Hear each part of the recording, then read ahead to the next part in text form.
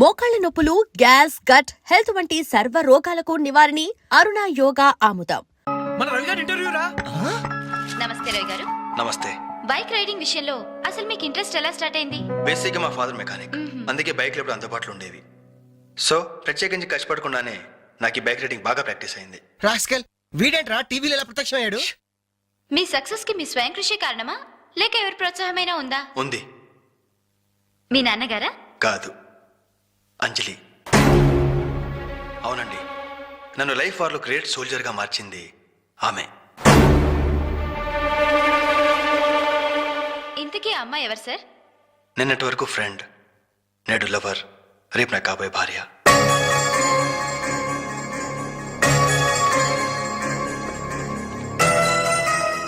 Hello Gemini TV, ఇప్పుడు మీ channel interview చేస్తున్న రవిచంద్ర చెన్నైలో ఎక్కడున్నారో చెప్తారా?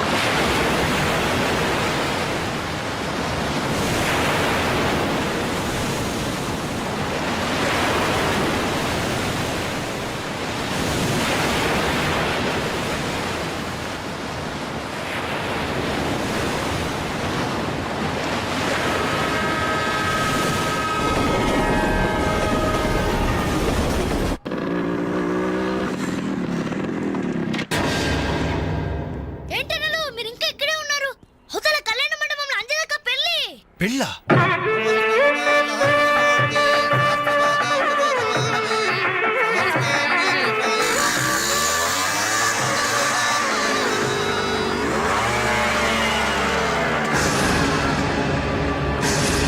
ఏంట్రా అలా చూస్తున్నావు? పిలవరా నీ కూతుర్ని.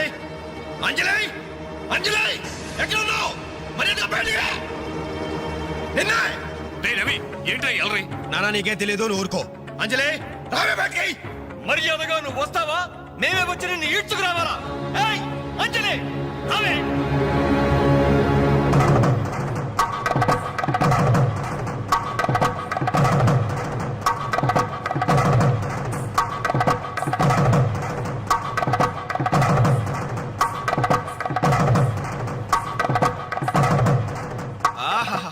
ఏమి అందం, ఎంత పవిత్రత! సాక్షాత్తు మహాలక్ష్మిలా ఉంది కదూ.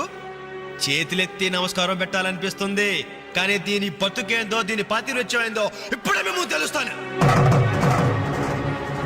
ఏమే నీ గుండెల మీద చేసుకుని చెప్పు. నాకు తెలియకుండా వాడికి, వాడికి తెలియకుండా వీడికి, వీడికి తెలియకుండా వాడికి నువ్వు ఐ లవ్ యూ అని చెప్పావా లేదా? చెప్పవే. చెప్పాను. ఎందుకు చెప్పావు? నువ్వు ప్రేమించడానికి నలుగురు, పెళ్లికొకడా. నువ్వు సరసాలాడడానికి నలుగురు, సరదా తీసుకోవడానికి ఒకడా. ఒకేసారి ఐదుగురిని భరిస్తాకు నువ్వైనా ద్రౌపదిని అనుకుంటున్నావా? చెప్పు, ఎందుకు ఇంత నాటకం నడిపావు? మా జీవితాలతో ఎందుకు ఆడుకున్నావు? నిన్ను ప్రేమించిన నేరానికి మమ్మల్ని ఎందుకు పిచ్చి వాళ్ళని చేశావు? చెప్పవే, చెప్పు.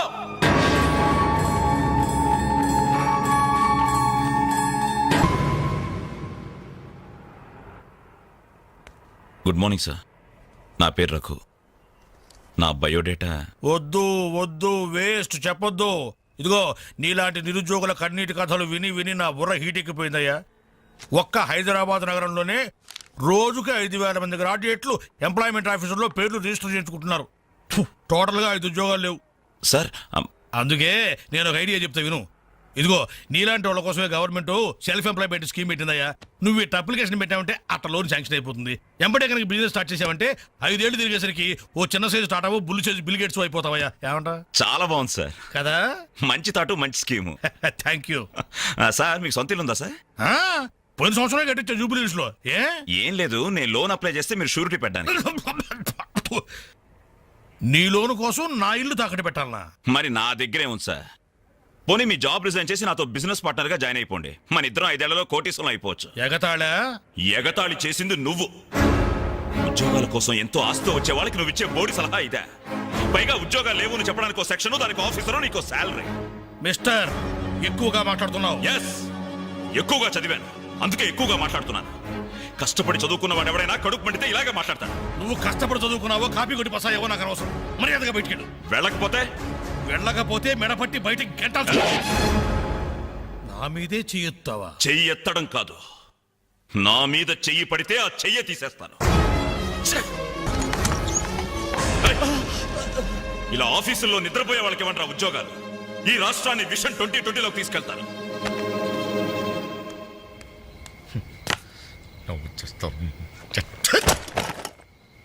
నా కర్మ ఇవన్నీ చూడాలి. ఎందుకు ప్రత్యేకను?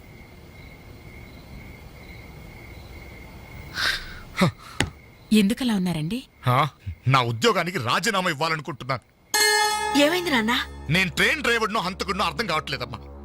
ఎవరో ఇద్దరు ప్రేమికులు, వాళ్ళ ప్రేమ ఎందుకు విఫలమయ్యిందో చివరికి నా ట్రైన్ కింద పడి ఆత్మహత్య చేసుకున్నారు. కర్మ! చిన్న పిల్లలు, లేత శరీరాలు నుచ్చైపోయారు.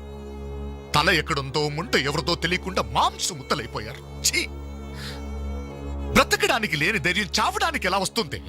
వాళ్ళకే ఒక్క క్షణం కళ్ళు మూసుకొని హ్యాపీగా చావడానికి సిద్ధపడ్డారు. కానీ వాళ్ళ మీద ప్రేమ పెంచుకొని ఆశతో బ్రతుకుతున్నారే కన్నవాళ్ళు, వాళ్ళ గురించి ఒక్క క్షణం ఆలోచించరే. ఛీ! అవును, ఇంతకీ మన పుత్రరత్న ఎక్కడా? అదేదో ఇంటర్వ్యూ ఉందని. అబద్ధం చెప్పొద్దు. వాడు ఈ టైంలో ఎక్కడుంటాడో నాకు తెలుసు. ఆ ముండి గోడ మీద ఆ చెత్త గ్యాంగ్ తో పువ్వు అని దమ్ము కొడుతూ బావర్స్ కబుర్లు చెప్తూ ఉంటాడు. రేయ్, ఇంటర్వ్యూకి వెళ్ళావు కదరా, ఏమైంది? ఏమవుతుంది? Same old story. అయితే ఈ రోజు కూడా ఎవరైనా కొట్టొచ్చావా? చదువుకున్న నేరానికి నన్ను నేనే చెప్పుతో కొట్టుకుని వచ్చేసాను. ట్రైన్ వచ్చింది, మీ నాన్న డ్యూటీ దిగుతాడేమో. ఆయన డ్యూటీ అయిపోయి ఎప్పుడు ఇంటికి కూడా చేరుంటాడు. అయితే ఈ రోజు కూడా దొడ్డిదారే అనమాట. అంతే మరి.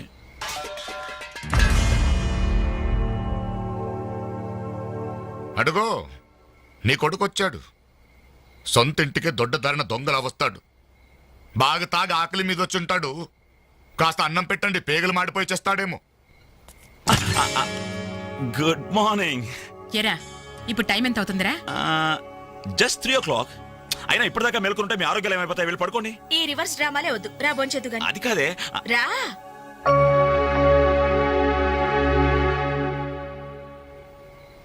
భోంచేసావా?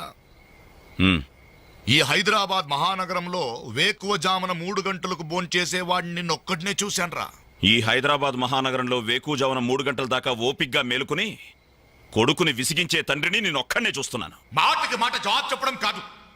చెప్పు, ఇప్పటిదాకా ఎక్కడికి వెళ్ళొస్తున్నావు? ఆ ఫ్రెండ్ ఇంట్లో ఏదో ఫంక్షన్ ఉందని. నేను నిన్ను అడగలేదు. చెప్పు, ఎక్కడికి వెళ్ళొస్తున్నావు? బయటికి. బయటికంటే? బయటకి. అదే, ఎక్కడికి? బయటకి.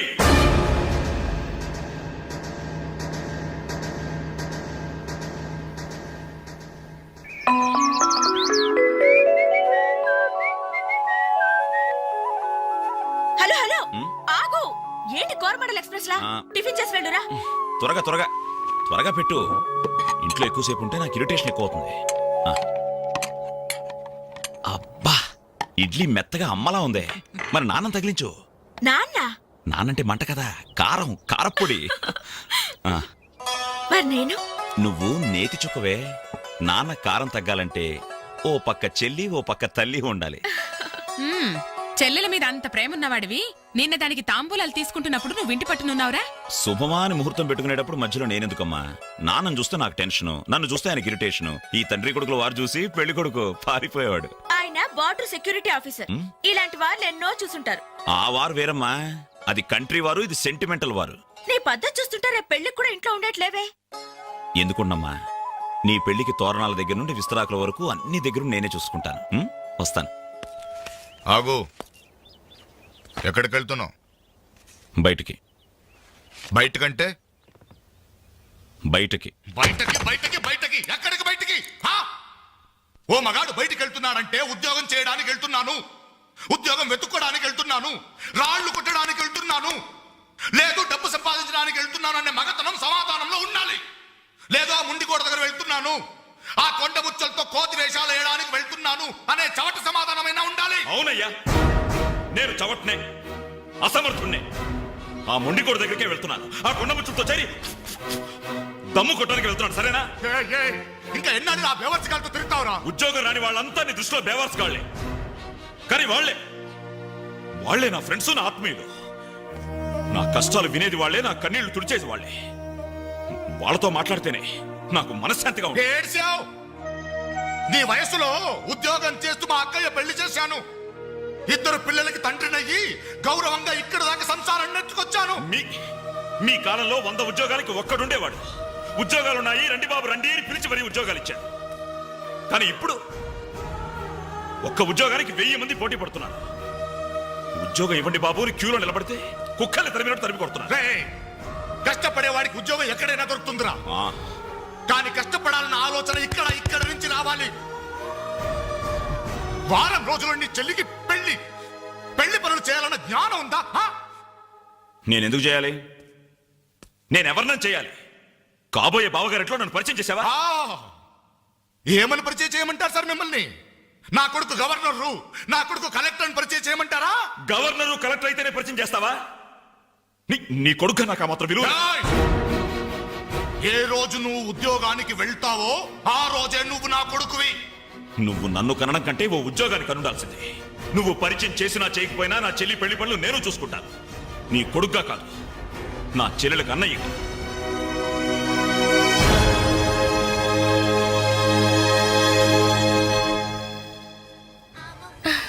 Very good. మీ చెల్లెలు పెళ్ళైన వెంటనే మన పెళ్లి జరిగిపోవాలి. ముందు నాకు ఉద్యోగం దొరకాలి, ఆ తర్వాతే మన పెళ్లి. 5 సంవత్సరాల నుండి ఇలాగే చెప్తూ పోస్ట్ పోన్ చేస్తున్నావు. అవతల మా వాళ్ళేమో పెళ్లి ప్రయత్నాలు చేస్తున్నారు. నాకేమో చాలా టెన్షన్ గా ఉంది. చిత్ర, నువ్వు టెన్షన్ అయ్యి నా టెన్షన్ పెట్టుకో. అన్నీ సక్రమంగా జరుగుతాయి. Don't worry, be happy.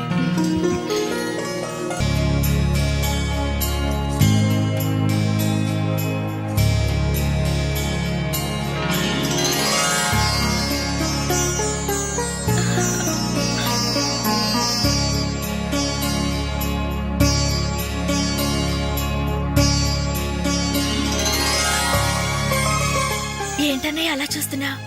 అచ్చు అమ్మలా ఉన్నావమ్మా.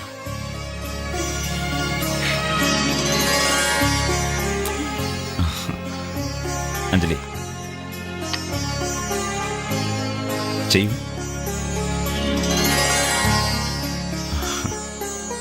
అప్పు చేసి తీసుకొచ్చావా అన్నయ్య? ఇదే ఆఖరప్పమ్మా. పెళ్లి కొడుకు చెప్తుందా? పెళ్లి కొడుకు ముందు బట్టలు మార్చుకో, అవతల పూజ మొదలవుతుందంట. ఒక్క నిమిషం, ఇప్పుడే వస్తానరా. ఇదిగో ఏం పర్లేదా, కాస్త లేటుగానేరా. ఈ లోపుగానేనో 4 హాస్టల్ లాగించేస్తారు. కలపలే మొక్కలా.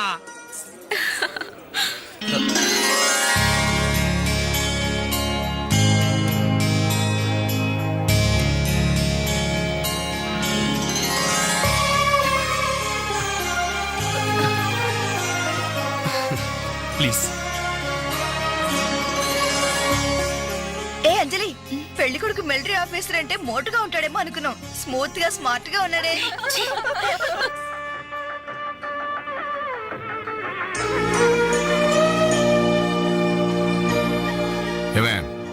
ఇట్రా, ఏమిటండి? ఈ చైన్ రఘుకిచ్చి అల్లుడు గారికి వేయమని చెప్పు. రేపు మగపెళ్లి వాడి నుండి బావమరిది ఏమిచ్చాడన్న మాట రాకూడదు. ఆ ఇచ్చేదేదో మీరే ఇవ్వచ్చు కదండి. నేనిస్తే వాడిని అవమానించడానికి ఇచ్చాననుకుంటాడు. నువ్వెళ్ళు, నేను గుడికెళ్ళి వస్తాను. రఘు, ఇలారా. ఏంటమ్మా? ఈ చైన్ తీసుకెళ్లి పెళ్లి కొడుకివ్వరా. ఎవరిచ్చారు? మీ నాన్నగారు.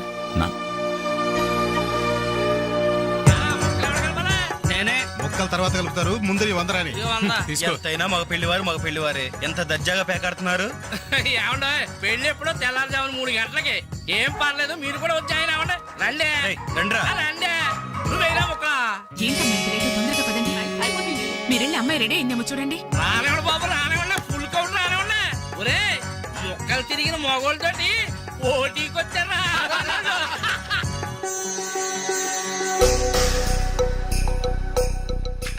ఇప్పుడు కూడా షోలా? అదే షో.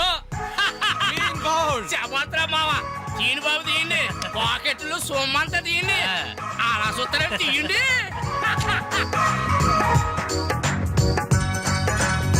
క్యాష్ డౌన్ తర్వాత ఇస్తాను, మరొక ఆట అండి. ఏంటి బాబు, మరో ఆట అయ్యాలా? పాపం పాకెట్టు ఖాళీ అయినట్టుందన్నా. పాకెట్ ఖాళీ అయితే మాత్రమేంద్ర, మెడలో చైన్ ఉంది, ఏడు కుంకులాలు ఉన్నాయి. పట్టుకోడు తీసి ఆడమంటే సిగ్గుపడాలి కానీ మెడలో చైన్ తీసి ఆడటానికే తీయబోయే చైన్ తీయి. అలా చూస్తామని తీయి. Very good. మగోడంటే ఇలా కూడా.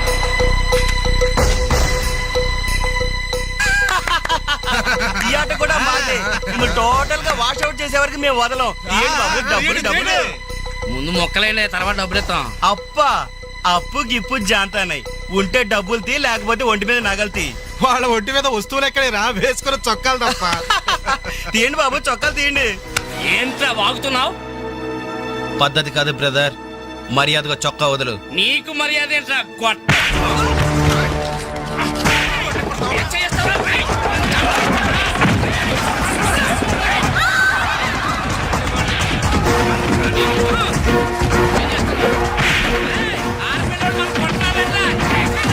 ఏమైంది? పెళ్లి కూతురు అన్న ఫ్రెండ్స్ మన వాళ్ళందరూ కొడుతున్నారా?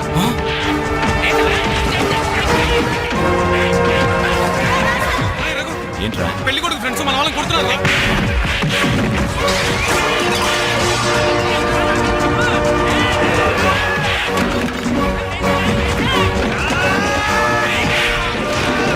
గోపి గోపి, ఇందులో మన తప్పేం లేదుగా? మన తప్పేం లేదురా, ముందు వాళ్ళే చేసుకున్నారు. ప్రామిస్ రా.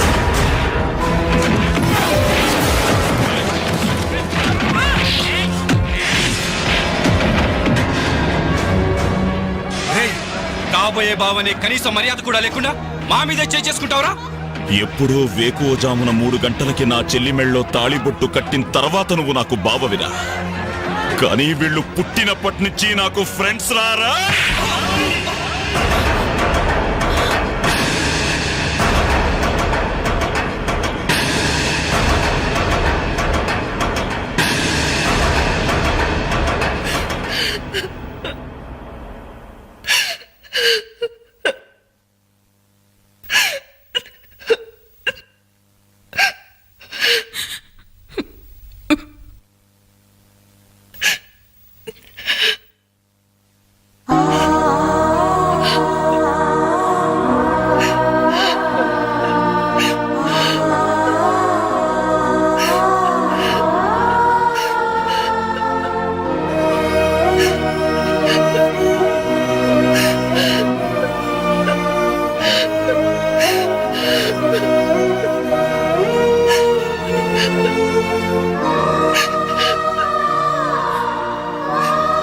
ఎప్పుడు వాడి ఇంట్లో లేడని ఏడ్చేవాళ్ళు.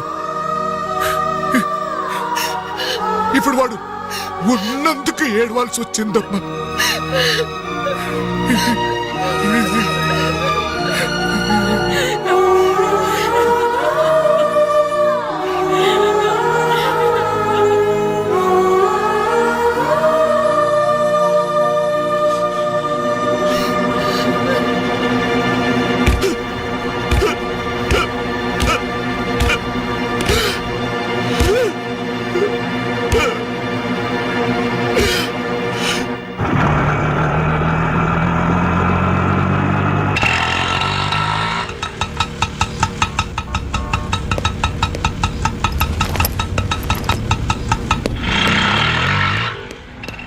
చిత్ర, నేను రఘుని కలవాలి. రా. రే రఘు, నీకోసం చిత్ర వచ్చిందిరా.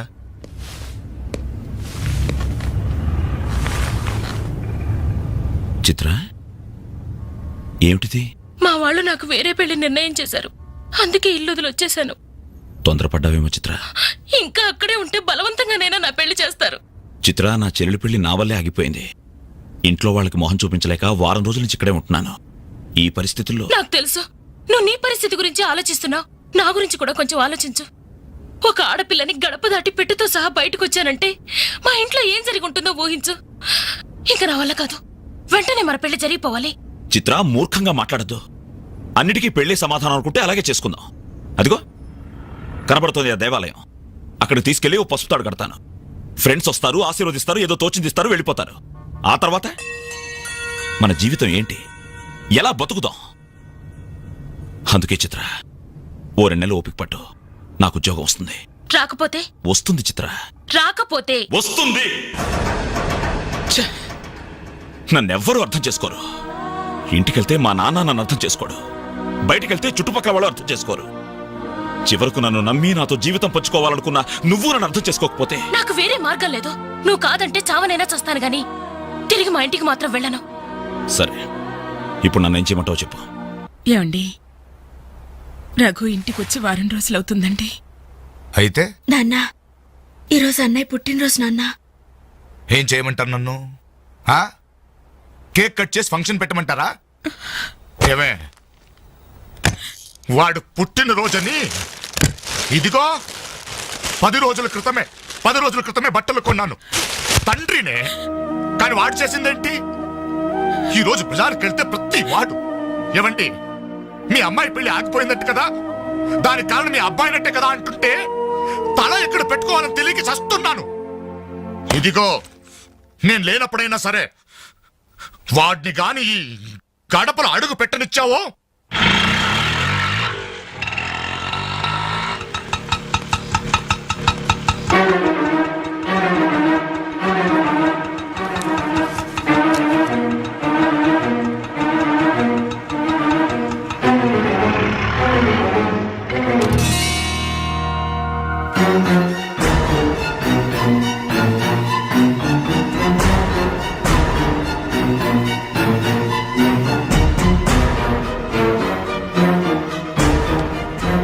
ఎవర్రా ఈ అమ్మాయి? నమస్తే అండి, నా పేరు చిత్ర. నేను మీ అబ్బాయి 5 ఏళ్ల నుంచి ప్రేమించుకున్నాం, పెళ్లి చేసుకోవాలనుకుంటున్నాం. మా ఇంట్లో వాళ్ళు బలవంతంగా నా పెళ్లి చేయబోతుంటే ఇంట్లోంచి వచ్చేసాను. మీరు ఆశీర్వదిస్తే. ఆగమ్మా, ఆగు. కాస్త ఊపిరి పీల్చుకుని మాట్లాడమ్మా, లేకపోతే నా ఊపిరి ఆగిపోతుంది. ఆగు. ఇదెవరో తెలుసా? నా కూతురు, వీడి చెల్లి. 10 రోజుల క్రితమే పెళ్లి ఆగిపోయింది. దానికి కారణం ఎవరో తెలుసా? వీడే ఆ దౌర్భాగ్యుడు. అవును, వీడినెలా ప్రేమించావమ్మా? ఓ, ప్రేమించడానికి ఎవడో ఒకడు మగాడు దొరికితే చాలనుకున్నావా? ఒంటి నిండా కండ నిండా రంగు ఉంటే సరిపోతుందా? 5 ఏళ్ల నుంచి ప్రేమిస్తున్నానన్నావే, ఈ 5 ఏళ్లలో ఏం చేస్తున్నావు? ఎలా బ్రతికిస్తావని ఒక్కసారైనా అడిగావా? ఇదిగో, వీడు వేసుకున్న ప్యాంటు నేను కొన్నది, వీడు వేసుకున్న షర్టు బనిన్ను నేను కొన్నవి, ఆఖరికి చెప్పులు కూడా నావే, నా కష్టార్జితంతో కొన్నవి. ఇలాంటి బిచ్చగాడికి నువ్వు మెళ్ళో డోల్లా తయారయ్యావనుకో, నీకు తిండి నేనే పెట్టాలి, కట్టుకున్న చీర నేనే కొనాలి, తొడుకున్న జాకెట్ నేనే తెచ్చివ్వాలి. నువ్వు పూసుకునే పౌడరు, పెట్టుకునే బొట్టు, కాటుక, తల్లో పువ్వు, ఆఖరికి నువ్వు పడుకోవడానికి మంచం, దాని మీద దిండు, దుప్పట్టి అన్ని నేను సప్లై చేస్తే కాపురం మాత్రమే వీడి చేస్తాడు. ప్లీజ్, 5 సంవత్సరాలుగా మాకు అర్థం కానివి 5 నిమిషాల్లో తేల్చి చెప్పారు. ఎంతో ప్రేమగా అవమానించారు. థాంక్స్. చిత్ర, ప్లీజ్ రఘు, నాతో రావద్దు. మీ నాన్న నా కళ్ళు తెరిపించాడు. అది చిత్ర. సారీ సార్, మీరు మీ ఉద్యోగాన్ని వెతుక్కోండి, నేను నా జీవితాన్ని వెతుక్కుంటాను. చిత్ర,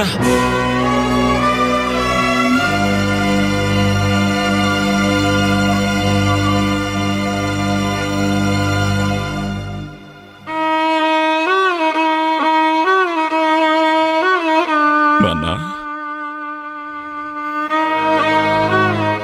చాలా సంతోషం నాన్న. నా జీవితంలో మర్చిపోలేని అవమానం చేశావు. నన్ను ప్రేమించి నా మీద నమ్మకంతో వచ్చిన అమ్మాయి ముందు నన్ను మాటలతో చిత్రవత చేశావు. అవునన్న, ఈ ప్యాంట్ నీది, ఈ చొక్కా నీది, ఇదిగో నే కట్టుకున్న వాచి, వేసుకున్న చెప్పులు అన్నీ నీవే నాన్న. ఆఖరికి ఈ శరీరం, ఈ ప్రాణం కూడా నువ్విచ్చిందే నాన్న. నేను నీ రక్తం పంచుకు పుట్టిన నీ బిడ్డను నాన్న. నాకు నువ్వు కాక ఇవన్నీ ఎవరు, ఇంకెవరిస్తారు నాన్న? తండ్రినేవాడు కొడుకుతో 5 సంవత్సరాల వరకు తండ్రిగా ఉండాలి, 15 సంవత్సరాల వరకు గైడ్గా ఉండాలి, 15 సంవత్సరాల తర్వాత ఫ్రెండ్గా ఉండాలి అంటారు. కానీ నువ్వు నాకు ఏ దశలోనూ ఏమీ కాలేదు కదా నాన్న. పైగా 25 సంవత్సరాలు కష్టపడి పోషించిన కొడుకు వ్యక్తిత్వాన్ని ఒక అమ్మాయి ముందు చంపేశా. నా పుట్టినరోజు నాడు నాకు గొప్ప బహుమానం ఇచ్చావు నాన్న. జన్మ జన్మలకి మర్చిపోలేని బహుమానం. నా పుట్టినరోజు నాడే చంపేశావు నాన్న, చంపేశావు.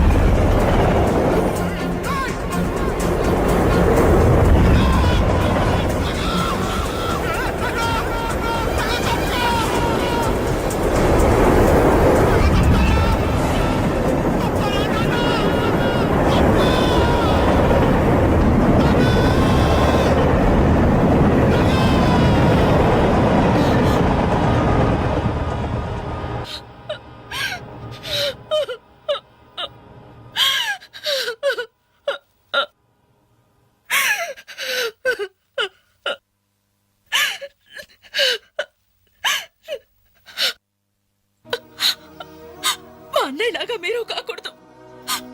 మీకు మంచి భవిష్యత్తు ఉంది. మీలో మీకే తెలియని టాలెంట్ ఉంది. మిమ్మల్ని మీరు నిలబెట్టుకునే శక్తి ఉంది. ఏదైనా సాధించగల సమర్థత ఉంది. మీలో ఉన్న శక్తి సామర్థ్యాలు మొండి గోడల మీద కూర్చోడానికో ఆడపిల్లలు అలర్ట్ చేయడానికో పరిమితం కాకూడదు. మీలో ఉన్న ప్రతిభను మీరు గుర్తించాలి. మీ జీవితం మీద మీకు నమ్మకం, ఆశ కలగాలి. అందుకే మిమ్మల్ని ప్రేమించాలని చెప్పాను. కాదంటే ఏ అఘాయిత్యం చేసుకుంటారోనని భయంతోనే అబద్ధం చెప్పాను. నా వల్ల, నా ప్రేమ వల్ల మీరు ప్రయోజకులుగా మారాలని ఆశపడ్డాను. ఇదేనా నేను చేసిన నేరం? ఇదేనా నేను మీకు చేసిన ద్రోహం? చెప్పండి, చెప్పండి. సమాధానం చెప్పండి రా, చెప్పండి. నలుగురు కుర్రాళ్ళతో ఐ లవ్ యూ చెప్తాను నాన్న ఓ కూతురు అడిగితే అలాగే చెప్పమ్మా అని బుద్ధున్న ఏ తండ్రి అనడు. కానీ నేనన్నాను. ఎందుకో తెలుసా? కొడుకు పోతే కన్నవాళ్ళు అనుభవించే చిత్రవద ఎలా ఉంటుందో నాకు తెలుసురా. అదే కడుపు కోత మీ కన్న వాళ్ళు అనుభవించకూడదు. రే, ఒక అమ్మాయిని ప్రేమించడానికి ముందు మిమ్మల్ని కని, పెంచి, పోషించి, చదువు చెప్పించి మీరు ప్రయోజకులు కావాలని ఆశపడే మీ అమ్మ నాన్నలకు మీ ప్రేమను పంచండి రా. ఇప్పుడు లైఫ్ ఎంజాయ్ చేస్తుంటే బాగానే ఉంటుంది. కానీ రేపు 30-35 సంవత్సరాలు అయ్యాక అప్పుడు తెలుస్తుందిరా జీవితం విలువేంటో అని. రే, గడియారంలోని ముళ్ళుని వెనక్కి తిప్పగలం గాని గడిచిపోయిన నిమిషాల్ని వెనక్కి తీసుకురాలేవరా. మీ జీవితాలు మొండి గోడల మధ్య సమాధి కాకూడదు. అశాంతితో ఆత్మహత్యలు చేసుకోకూడదు. అయోమయంలో పిచ్చి వాళ్ళుగానో, అప్రయోజకులుగానో, అసమర్థులుగానో మారకూడదు. యూత్ బాగుండాలి. ఇప్పటి కుర్రాళ్ళు కంప్యూటర్స్ తో పోటీ పడుతున్నారా? మీలాంటి కుర్రాళ్లే పులేల గోపీచంద్, విశ్వనాథ్ ఆనంద్, సచిన్ తెండూల్కర్ అలా కానున్నారు. మీకు బాగున్నారు. మీరు యూత్, అవర్ ఫ్యూచర్ బాగున్నారా? బాగుండాలి.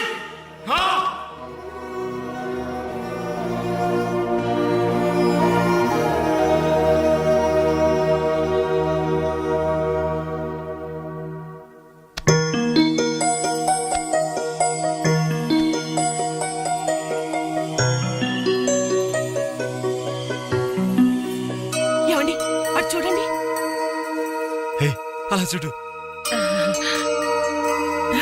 ఏమండి, అటు చూడండి.